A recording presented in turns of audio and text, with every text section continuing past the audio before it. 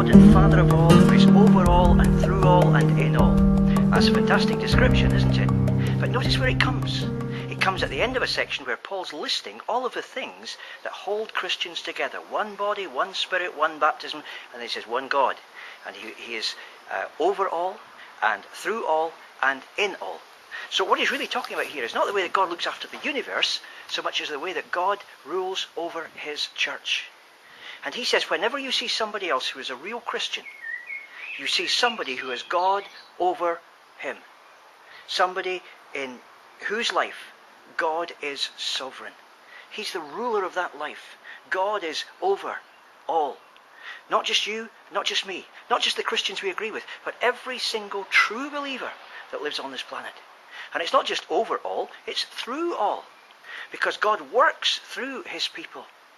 And one of the great things about belonging to a church like ours is that you can see Jesus Christ at work in people from week to week. You can see the way in which the loving things they do, the initiatives they take, the way they serve and cover for one another demonstrates the reality of a God who is working through them. God is over all, and God comes to us through all as well. And the third great thing about being a Christian is that God is not just over all and through all, but in all. He doesn't just pick you up from time to time and work through you. That was the way it tended to happen in the Old Testament. Do you remember how in the book of Judges, people like Samson would find the Spirit coming down on them, and then they'd go off and kill a few Philistines and so on. And then the Spirit would say, thank you very much, and leave.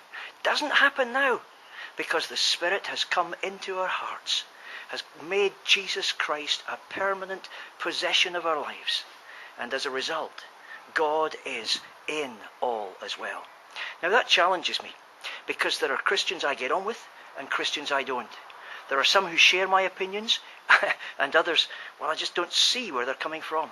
And I need to remember that it's the same God that is at work in me who is over them. They are his servants first and foremost. And if they serve him in an unorthodox kind of a way, that's not the way I would have done it, that really doesn't matter. It's the same God who is through all.